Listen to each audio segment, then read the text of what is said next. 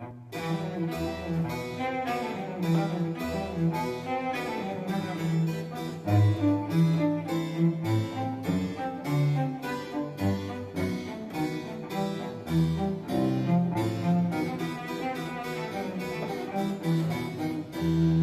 wanted to introduce everybody to Donna Barnett.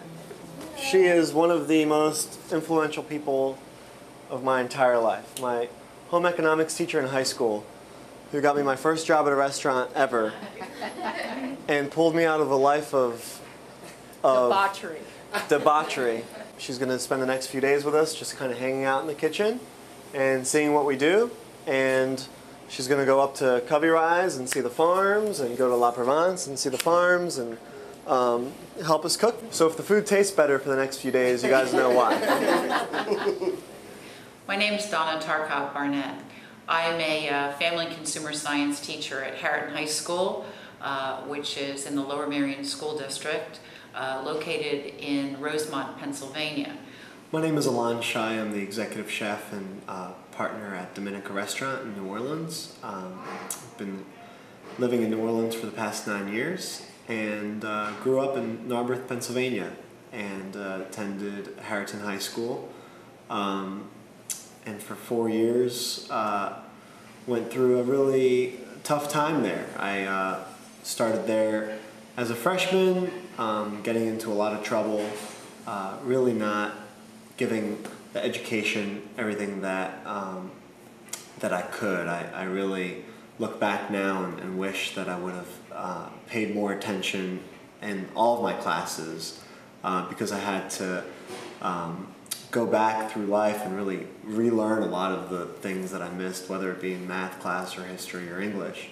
The one class that really did stick out for me that really changed my life was my home economics class. It was the point in my life where I really found who I was and found a passion for what I wanted to do. And I didn't really find that passion. Mrs. Barnett saw that talent and that passion in me and was able to really set me on the right path. He was a handful for most teachers. And I know they were surprised that I had the courage to put a knife in his hand. Through high school, I would get arrested, I would get kicked out of class, I would be suspended from school. I just had a lot of issues that made it very hard for me to concentrate on education. And as teachers would kick me out of their class, the principal would he wouldn't send me to detention, he would send me to Mrs. Barnett's class so I could hang out with her and work in the kitchen with her, because he knew that was something that actually could influence me versus sitting in a room and causing more trouble. When I recognized that he had talent and he said he wanted to work in a restaurant, I said, I will get you a job, but my name is on the line. And you've got to promise me that you'll show up on time, that you'll wear a collared shirt for the interview, you'll wear khaki pants. And I started there washing dishes and peeling vegetables and making salads, and eventually sauteing pastas and fish and meats and grilling and baking. And I did that for 2 years. And from there went to Culinary Institute of America. And when he would come home from school, I would say, okay, we're going here for appetizers, this restaurant for dinner, this restaurant for dessert, to continue to educate his palate and to push him forward towards success. He called me from Culinary Art School when he was the only one to get the answer correct about an apple pie. So it made me feel terrific as a teacher that something I said actually stuck. She was a mentor and provided guidance, but I had to do the hard work myself. But I wouldn't have cared about it if I didn't think that anybody else cared about it. The qualities that Alon possessed, besides his independence and his strength and stamina, was I clearly remember we do a fruit plate for garnishing. And typically a 14-year-old boy is not, make crazy faces, and he was very interested in building this platter, not only for beauty, but also for symmetry and design, and the citrus was lined up in a certain way against the color of the strawberries. And I noticed that whatever recipe that he made, that he would ask me the whys and wherefore, like, why are we doing this? Why do I have to put salt in the water? Why do I have to peel it this way or cut it this way? And then also in tasting, he would be able to discern different flavors. He would be able to taste something and say, oh, let's see, you put basil in there, or you did this in there, or how much garlic did you use? And he was very inquisitive about what I was doing and why I was doing it. When I look back, I think about her and the influences that she gave me, and I use that strength to push myself forward. And so now at the age of 31, I own a restaurant that does $5 million a year in sales. I've had a chance to work in Las Vegas. I've had a chance to live in St. Louis and New Orleans, and really make the people that I care the most about in my life, my mom and my dad and my sister and Mrs. Barnett and a couple other teachers that I've had along the way through culinary school, and I've been able to make them happy, and I've been able to make them proud, and that was something that nobody ever thought would be a possibility when I was a junior at Harriton. Everybody thought, this kid is going to end up, on the streets or in jail or, pumping gas his whole life, and that may have been true. But the fact that somebody out there did believe in me and did steer me in the right direction, I used that strength to move forward. You don't ever stop learning in this business. I probably have close to like 200 pastry books sitting in my room that I constantly go through. What have I not really looked at this time that we could turn into something new?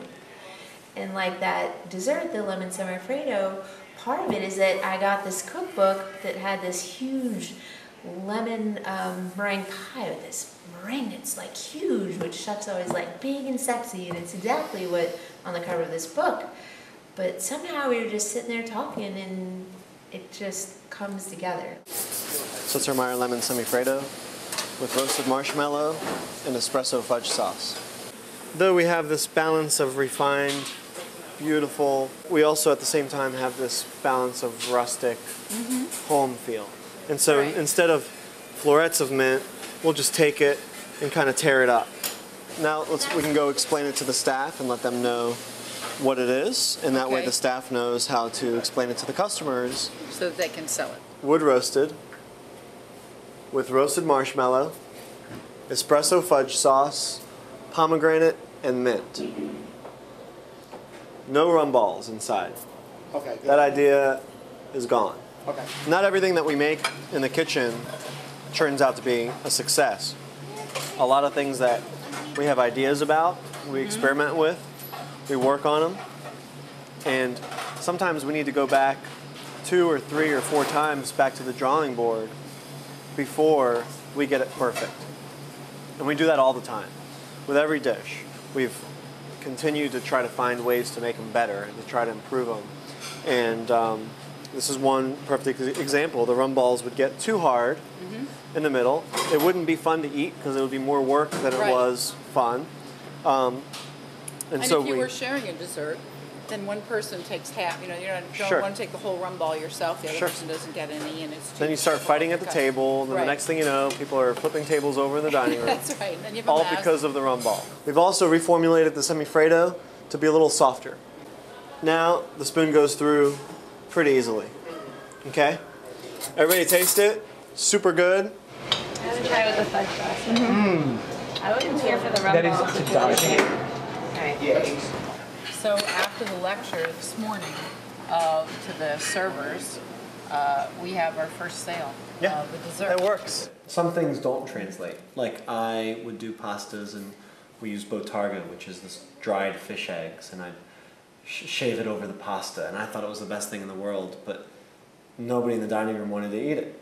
And so, okay, that comes off the menu. Let's figure out what people do want to eat, because they're the ones that pay our bills. Yeah, there's a dessert very typical of Bergamo, a town in northern Italy. It's called polenta e osse. And so we had that listed on the menu. Never sold. Then we changed the name to Torta di Bergamo, which people associate torta with cake or tart. And then now it sells like crazy.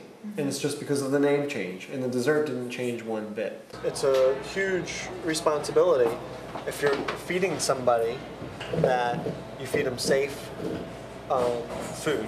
And that is one of our most important temperature-wise, allergy-wise, sanitation-wise, we have to make sure, correct. We have to make sure not only allergies, but if food is stored at the improper temperature, it can get somebody sick. If food is stored the wrong way, if you have chicken sitting on top of lettuces, and raw chicken on top of lettuces, and the chicken juice drips inside of the lettuce, then the lettuce contains the bacteria from the chicken, it doesn't get cooked, you eat it in a salad, you can get very sick.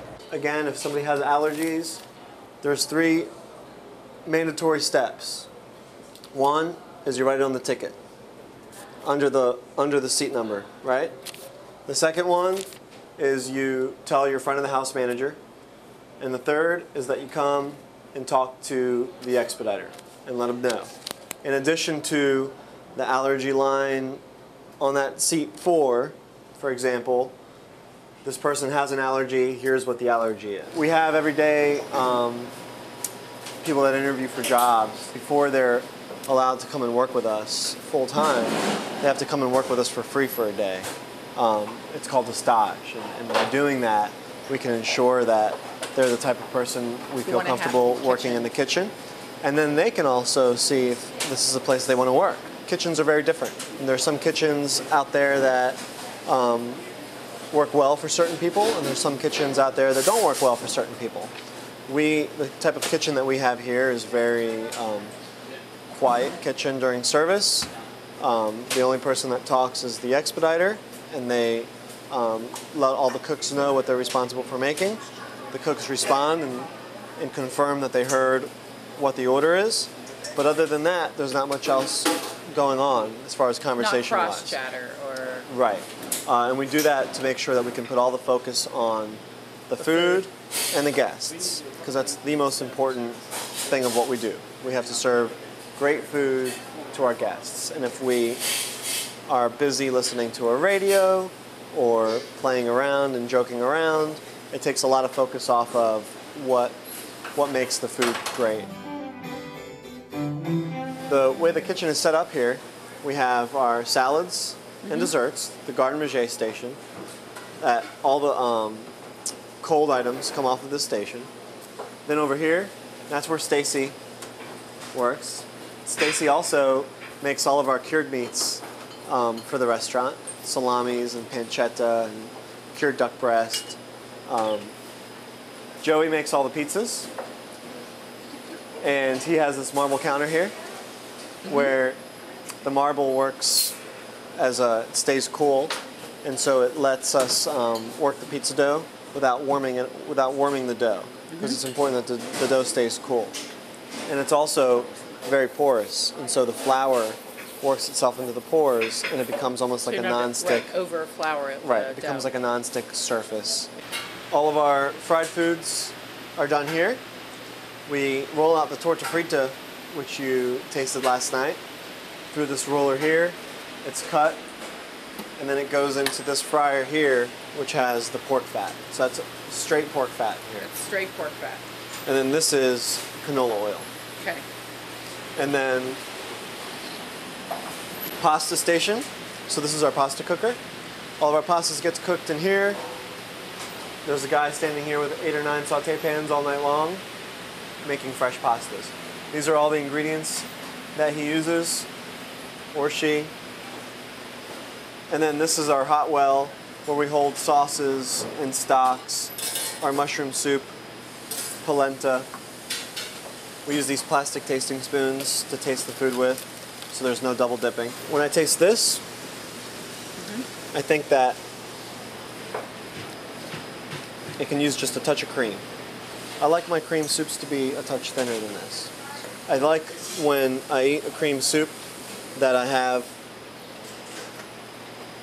it doesn't stay in your mouth, but that it goes down really smooth. The cream is gonna mellow out that soup just a little bit. Typically, we will heat up enough soup to last through one shift. Through one shift. So that's enough soup to make it through lunch.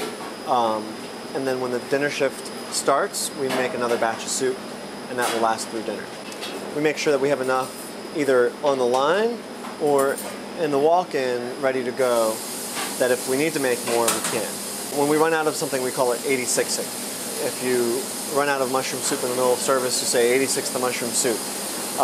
We really try not to do any kind of 86ing. We want to make sure that we have everything the customer asks for. Sometimes it's inevitable. If we sell an extraordinary amount of grouper, we only order enough grouper to last us for one day because you don't want it to sit around for more than a day or so, because it needs to be really, really fresh. So if a party of 10 or 12 people come in and everybody orders the grouper, then we're going to run out. And I can just even see by the color kind of more of what I'm looking for out of the soup.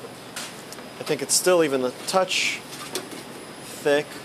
I'm going to add just a little bit of chicken stock here. And when that is served, what is that garnished with? It's garnished with a piece of our house-made bread. That's rubbed with some white truffle duxelle, grilled, and then topped with sautéed oyster mushrooms on top, and then drizzled with a little bit of extra virgin olive oil.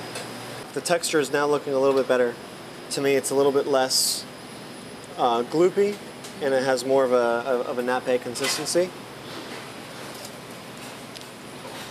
And the mouthfeel is better.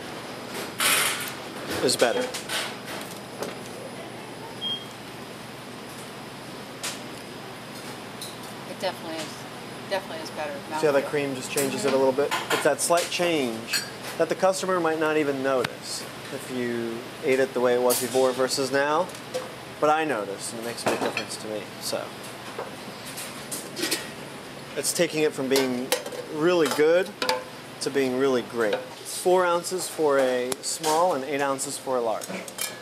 We use those ladles to really portion control. That's another really important part of managing costs and making sure that you can make a profit, is that if, say, Joey's working the station and he puts, for every small portion of soup, puts 6 ounces, and every time Sam works the station, she puts 4 ounces, well, we're losing money on the soups that Joey's putting out because he's putting too much. If we do mushroom pizza, we do mushrooms in our pastas, we do mushrooms over our roasted goat, and for those preparations, we only use the mushroom caps because they look really nice. And you can see here the oyster mushrooms. Thank you, Chef. So, what we do, we cut off all the caps, okay? So then this gets used for our pizza, our goat, our pastas. Then, this down here, this goes in with our goat preparation. Then this is just the core, the stem. And that is all that we use to make the soup with. So it's cost effective. It's very cost effective. You can't cut this up and put it on a pizza because somebody's going to say, it tastes like a mushroom, but it doesn't look like a mushroom. Like I was expecting to see a mushroom. This looks like a mushroom, and the guests can really identify it and say, okay, I'm eating a mushroom pizza. When it's pureed in a soup, the flavor is the most important part, not the fact that it looks like a bunch of pureed mushroom stems. And so in order to make a profit, you want to make certain that you have as little waste as possible on every single thing that you purchase. Absolutely. We use 100% of it, if at all possible. We use as much of it as we can, and we waste as little as possible. Let's just say an onion, for example. We will use the middle of the onion for the majority of things that we do. We use the onion ends for our stocks. The skins we throw away, just the straight skin. Right. And so we don't throw away the ends, we use them to make stocks. Thyme is a perfect example. The herb, fresh thyme, we pull all the thyme off the stems, and then we use the stems in our stock because the stems have a great thyme flavor, and they add a lot of flavor to our stock. And we don't have to use the leaves in the stock, which would be then strained out and thrown away. What about, do you do the same with basil and rosemary? Rosemary tends to have a little bit more of a woody stem. Because of the stems. So Because the stems are much thicker and Right. don't have as much flavor as a thyme stem. So the rosemary stems we do not use for that. But what you can use a rosemary stem for is you soak it in water and you can skewer shrimp, or you can skewer Potatoes. vegetables or potatoes and use it as like a skewer for grilling. Now, basil stems we take and we puree to make tomato soup with. And the basil stems add a good flavor for the tomato soup, which then gets strained out. The pulp ends up being thrown away, but the flavor goes into the soup. 5 minutes. Hotel pans with ice and our ingredients, because we got to have the station. One of the things about running a kitchen is not only do you have to worry about the food, but you have to worry about equipment. I mean, look at all of this equipment, and we use it so much every day that things tend to break. And when they do, we have to find creative ways to continue to cook. This is a chilling cabinet? Yeah, so this is a cooler where we keep, just like that, where we keep all of our ingredients laid in. Mm-hmm. If it's not working, then we can't not have our ingredients here. So what we'll do is we'll then take ice, fill it up with ice, and then lay all the ingredients inside of ice. So now we're going to make a pizza Enzo. And this pizza is named after the pizzaiolo, the man who taught me how to make pizzas in Italy. And every night we would make about 200, 300 pizzas a night. And at the end of service, we'd make pizzas just for the staff to eat. And he would make this one pizza with anchovies and tomatoes and basil that I just really loved. And I told him, I said, when I get back to New Orleans, I'm going to take this and put it on the menu and name it after you. We put some mozzarella.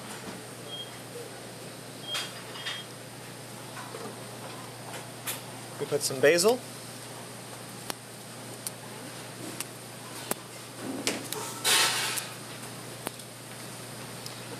Put some fresh tomatoes.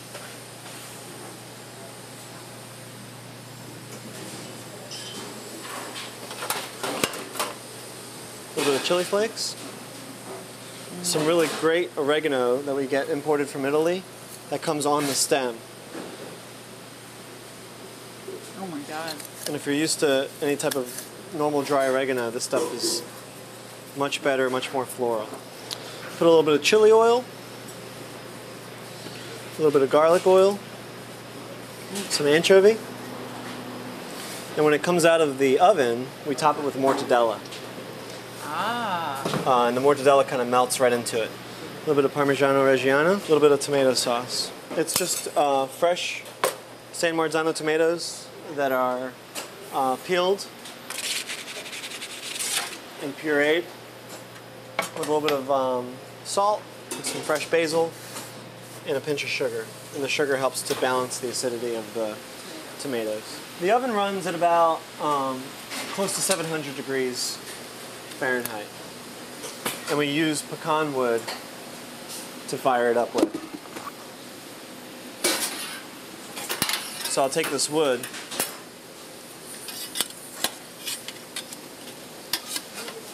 and the wood really acts as there's a gas burner in there. Mm-hmm. And so the gas kind of keeps the oven hot. And the wood keeps it really nicely seasoned. So I use the gas to ignite the wood.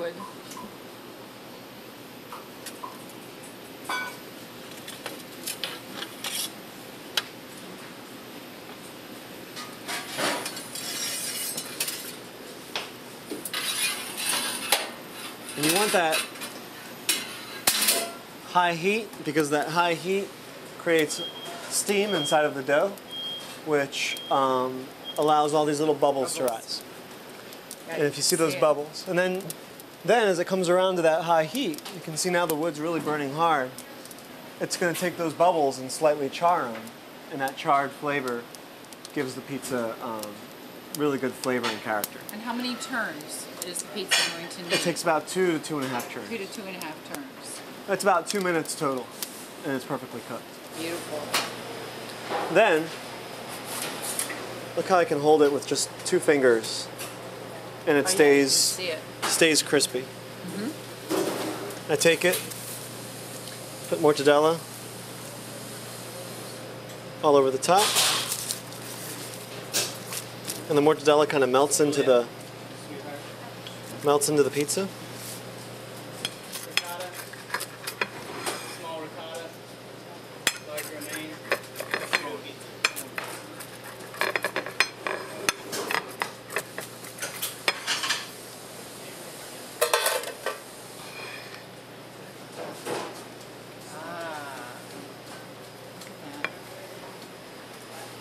And this dough, before we use it, is 4 days old.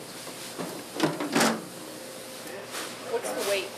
230 grams. Smell it. Great.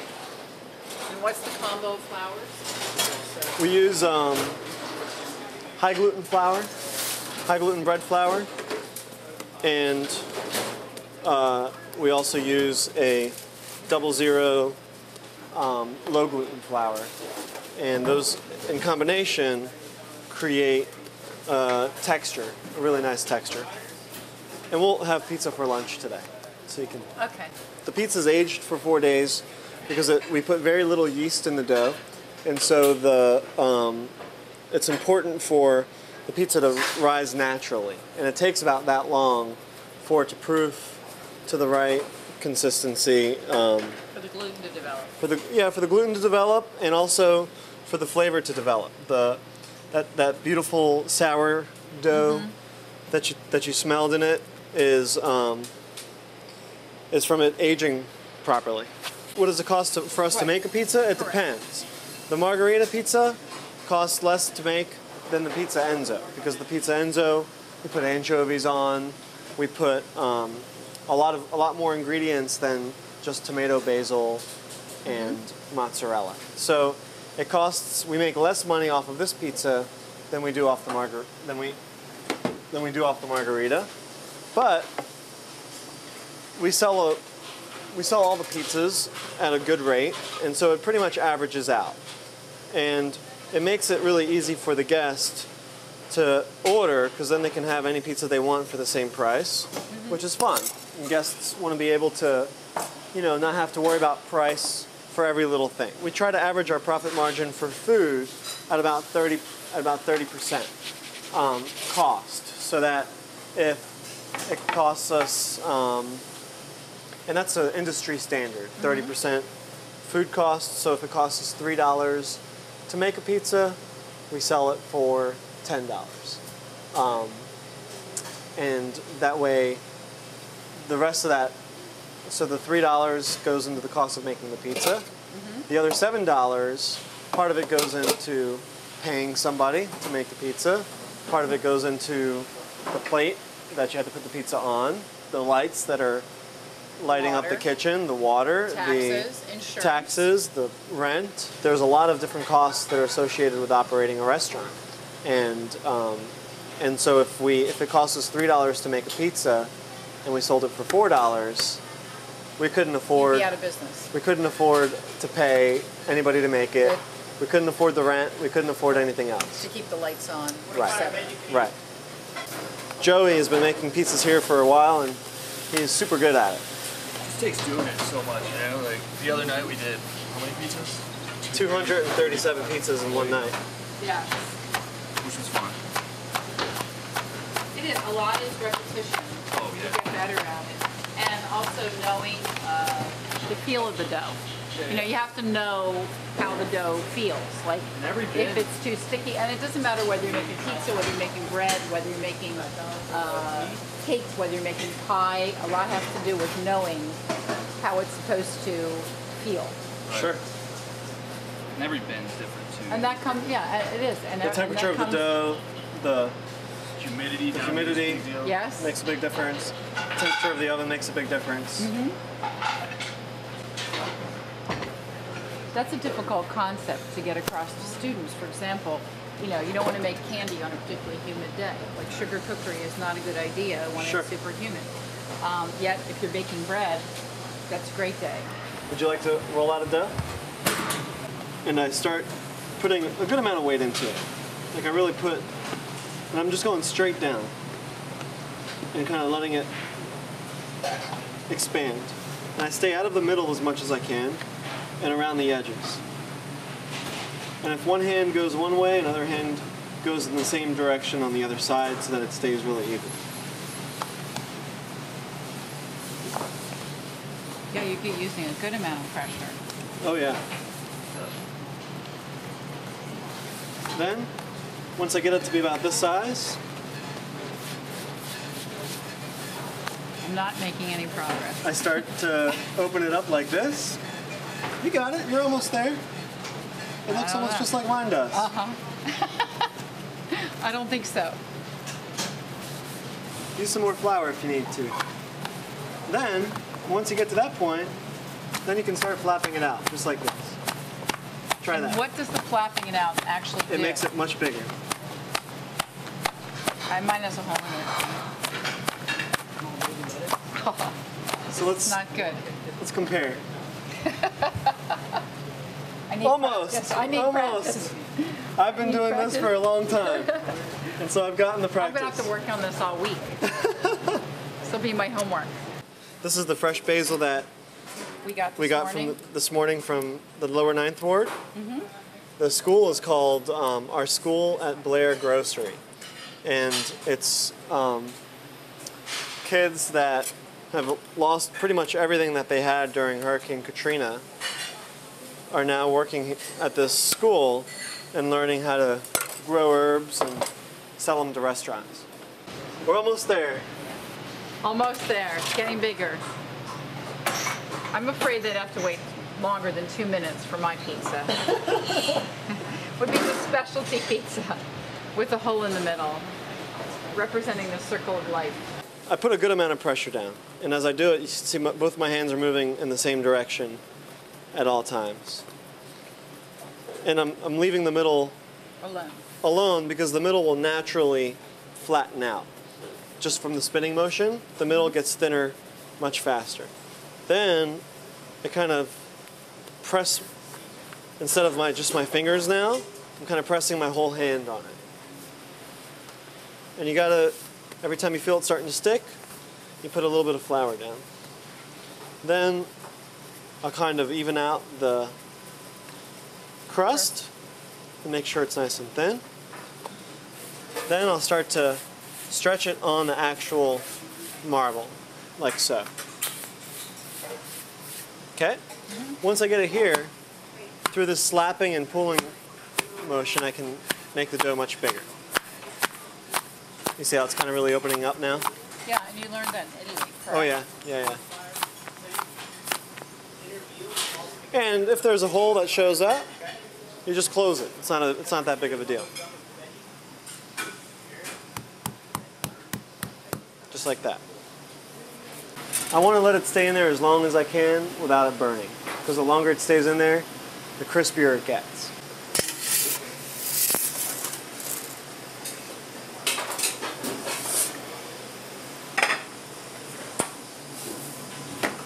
Is there prosciutto up front?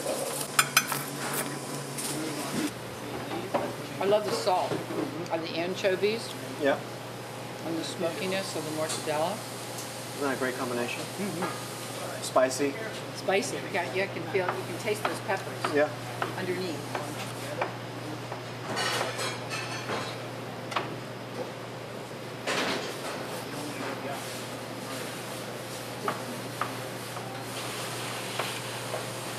And then the texture of the crust.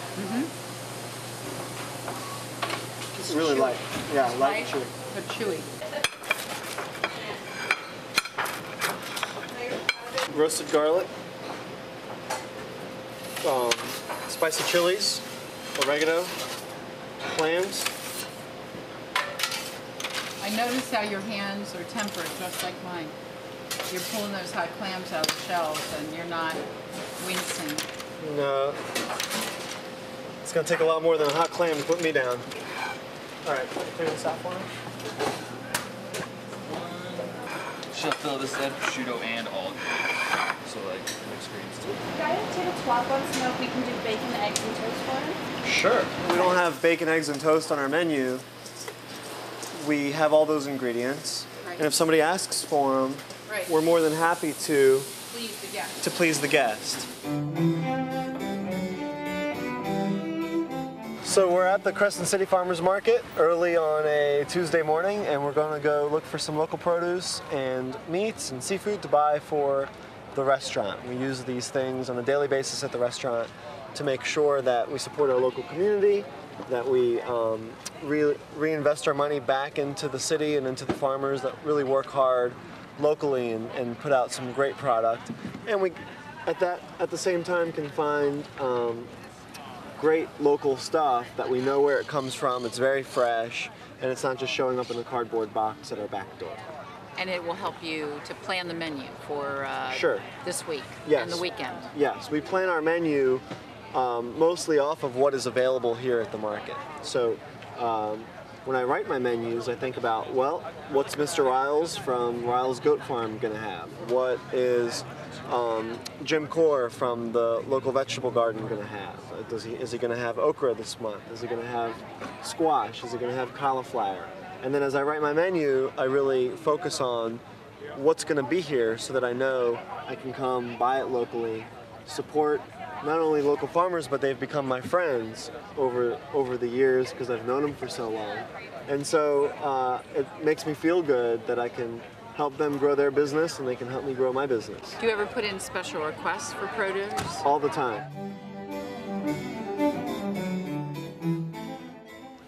So we're here at Covey Rise Farms where Sandy Sharp grows all of our vegetables for the restaurant, and it's a great resource for a chef to be able to have somebody grow exactly what they want to the specific size and type of vegetable. And about a year ago we started collaborating with Sandy and telling him what types of vegetables we wanted a season before and how big we wanted them and what color and what size, and he went and planted all these fields with all these incredible vegetables for us. What's been terrific for us is that they really appreciate what we do. We're not growing commodity squash. We're growing 8 varieties of beautiful little specialty squash that we'll pick anywhere from the size of my finger to the size of a ping pong ball or a quarter. We're breaking new ground in the South by doing this. It was amazing to me that nobody has filled this need, but it takes somebody like Alon coming from a different part of the world, primarily the Northeast, the Northwest, and the Atlantic states, to really understand the farm-to-table movement and how important that is. Most of the produce that is consumed in the United States travels an average of 1,500 miles before it's eaten. And in order for that to happen, it's got to be bred for transportation qualities, not bred for flavor qualities. Tomatoes are gassed in the truck while they come across the country in order to get them red. So it's that's why if you go to a fast food restaurant and you see that tomato on your hamburger, it doesn't look or taste anything like the tomatoes, the heirloom varieties that we grow for Alon in his restaurant. Many of the things we buy are picked that morning. I would say almost everything is picked that morning or the night before and never sees a refrigerator. It comes directly from the ground to the restaurant. And as a chef, it makes my job much easier because I don't have to put as much work into making the food taste good. I really just preserve the natural flavor of the food and try to let that natural flavor show on the plate and have the guests enjoy that versus having to add a lot of seasoning or salt, which also reduces my cost. The more things I have to add to the food to make it taste good, the more it costs me. And so the work that Sandy does is such artisan work. It makes my life as a chef much easier. It makes the customers happier because they're getting a fresher product that is grown locally and tastes much better. And I can control, through Sandy and what he grows, I can control my menu. And I build my restaurant menu based off of what he has in the ground and what's about to come out. We'll bring our cooks here to help harvest all of the vegetables, and then we'll bring those back to the restaurants, and then the cooks appreciate the vegetables a lot more. A tomato isn't just a tomato, and instead of cutting the end off and throwing it in the trash, they want to preserve every little piece of that tomato Because they had a part of it. because they had a part of it, and because they see Sandy and Jimbo and the whole team up here and how hard they work on making all of this happen. And it's not robots picking tomatoes, but it's real people that have a passion for what they do. We're not taking all of our product to a wholesale market. And so because Alon is controlled by how many people come into his restaurant and eat, he needs a constant supply on a constant basis. And it's somewhat of a crapshoot to see what sells.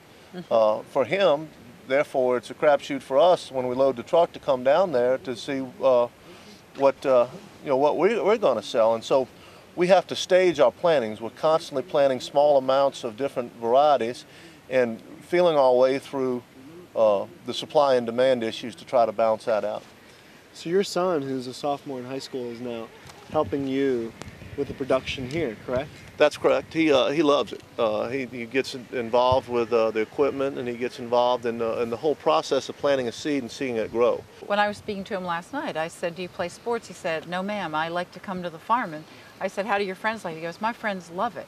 So, you know, it's also the peers that get into this, you know, sustainable farming and watching things grow and seeing how they come out of the ground. And the more popular and popular it becomes, the more of a lucrative business plan it can become. That if you're in high school, you can graduate high school, start a production like this and make a good living off of it. Well, that's the thing too. In the commodity farming industry, there's huge barriers of entry because of the massive amount of investment. I know people that are making livings off 5 acres, providing specialty crops to CSAs and farm stands and restaurants. Sure. And that's doable. Sure. And you're really trading capital for labor in the vegetable business versus a commodity business. One of the things that Julia Reed, who is a gal from Greenville, Mississippi, currently living in New Orleans, and she's I think she used to be editor of Vogue magazine. Yeah. And she wrote an article in Newsweek the other day, and the highlighted quote was, celebrity chefs are a dime a dozen. The new foodie hero is the farmer. Yeah. that's right. Yeah, that's perfect. Sorry, Thank you Alon. so much.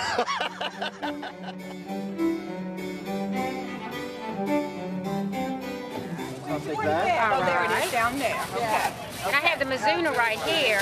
Oh, that's beautiful. Like that. Absolutely. Okay. Give me 3 of these squash. Okay, I'll put that in a separate bag. Okay. What are you going to do with the Mizuna? We're going to add them to our salads.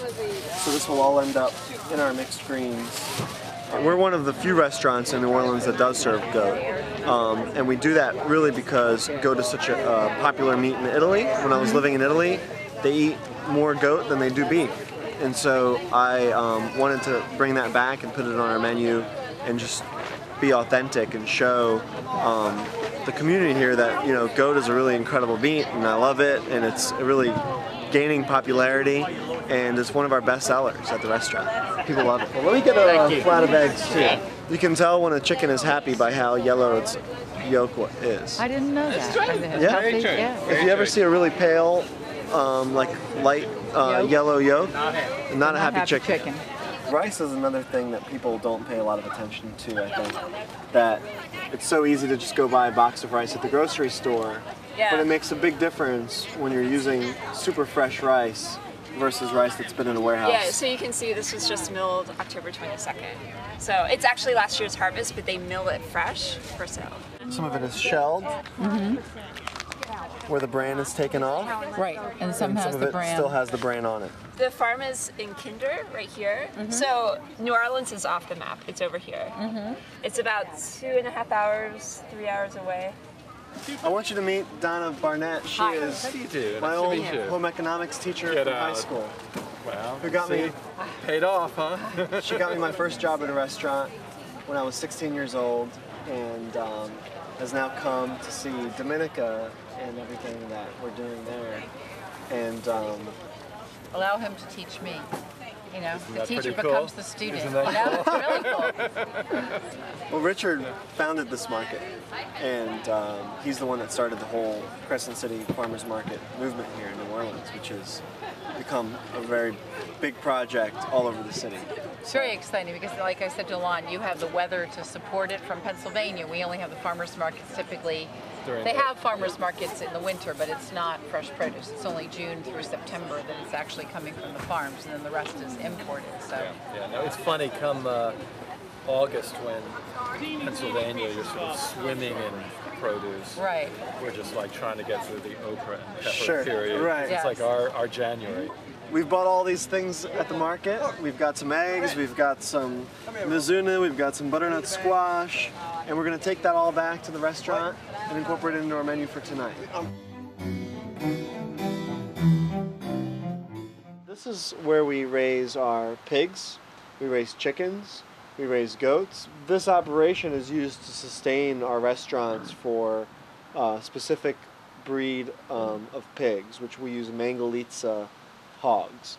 And they're a Hungarian breed of hog that has a very good fat to meat ratio, and they're the only breed in the world that produces the specific type of fat that is very low in saturated fat and higher in unsaturated fat. These are our house-made prosciutto. These are from pigs we raised at La Provence. You taste that, and then you taste the prosciutto that comes from Parma. And taste the difference.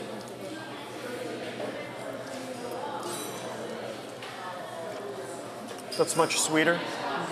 it is. This is much more earthy.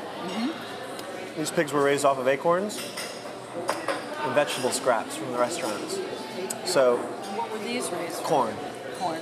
Yeah. So we save all of our vegetable scraps when we have a lot of pigs up there, and we have them driven up to the North Shore, and then the pigs eat all of like the carrot tops and the celery leaves and the peelings of potatoes and onions, and then they also eat acorns that fall off the tree, and that's how they develop that nutty flavor in their Very meat. earthy. The salt absorbs the moisture, pulls out the moisture. Without moisture, bacteria can't grow. So without having to worry about bacteria, you then can let this meat age at a higher temperature, where like in a refrigerator it should be 41 degrees or below. These are aged at 58 degrees, and they can do that without going rotten because there's not enough moisture in the meat for bacteria to grow. As it ages, it develops flavor. It's actually very healthy for you because instead of eating a steak or a pork chop, you have a few slices of this and you get just as much flavor out of it. And you don't have to eat as Plus much. you don't have all the preservatives, the nitrates and Correct. all that kind of stuff. Correct. This is one table. Yeah. This is one table, so that they'll go out at the same time because they're coming in. You see the course line right there? Yes. We've sold the first course. That was the 3 small mushroom soups Correct. and the small ricotta. Right. Then for the second course, they want another small ricotta, a large romaine salad, a prosciutto pizza, and a frittata. Once we send the first course out, we wait about 10 minutes. After 10 minutes, we get ready to fire the second course. When this board is full of tickets and you have 150 people out there, that timing is the most important thing. It's like an orchestra. You are in charge of hundreds of people's meals, and through that, all this makes the difference. How this station is worked, how things are communicated to the cooks. The cooks don't have tickets on their stations, so they have to listen To the to chef. everything that Or the expediting. whoever's expediting says. Could you imagine going to a restaurant and ordering a salad and a steak and getting them both at the same time? Oh, it's happened. Or could you imagine eating your salad and then waiting an hour or an hour and a half for your steak to come out? You know, if that happens because this isn't managed the right way. That's pretty fresh down. Yeah. Hey, did you have that? Sir. Alright, small sardine. I need Fire. Squash risotto, small stracci, side. Squash, small crosby. Large tag.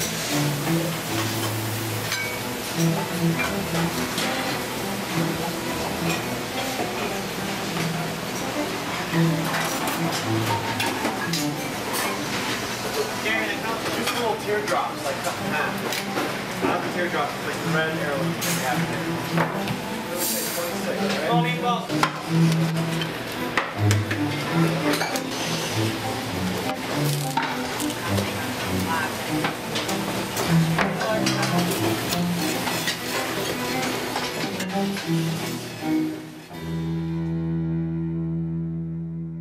I think it's so important as a student in high school to really find your passion, whether it's design or cooking or cars or medicine or law, but really find what makes you happy.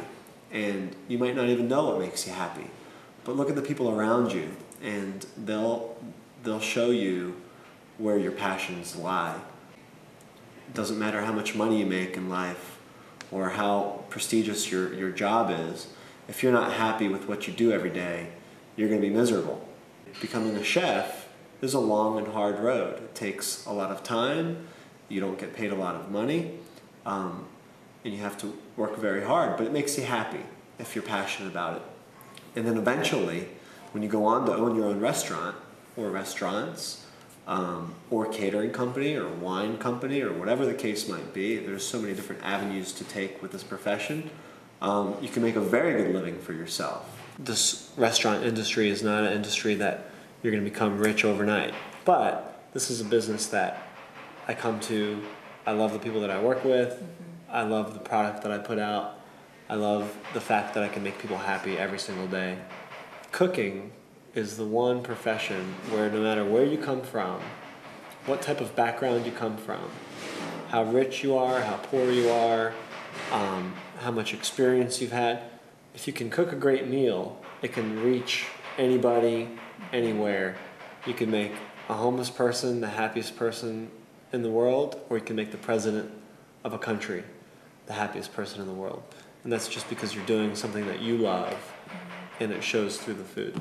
I try to teach that to my students, that anyone can buy you dinner, but to cook you dinner, the cooking is a gift of love. It takes organization, it takes preparation, it takes thoughtfulness, you know. It's an extension of yourself. It is an extension, and the feeling that you put into the food, and also the awareness of people's likes and dislikes, their allergies, their aversions. And I said, you know, that's what this is about, so that you can go out and have independent life skills, but also know that this is a gift that you can give to someone, not because it doesn't have to be particularly expensive. It's of your time and your heart and your physical stamina and your body. You know, that makes it important and valuable. Sure. You gotta go with what you love. You really do. If there is something, even, it's such a broad range, the food service industry, and I've gone all different ways in it already. You gotta follow that thing that you love, because then it's not like work. It seems like the majority of people that I know that have just graduated college are still kind of torn. They say, well, I'm not really into being a lawyer. I'm not really into, being an accountant. That's not what really drives me. But I love cars, or I love cooking, or I love designing designing clothes, or whatever the case might be. I meet a lot of people that I think really wish that they would have followed their passion, and maybe have forced themselves into a life that they're not ready to be happy in. But that doesn't mean, you still go to college, you still get your degrees. That is very important. But it's when you graduate, follow the things that I think really make you happy.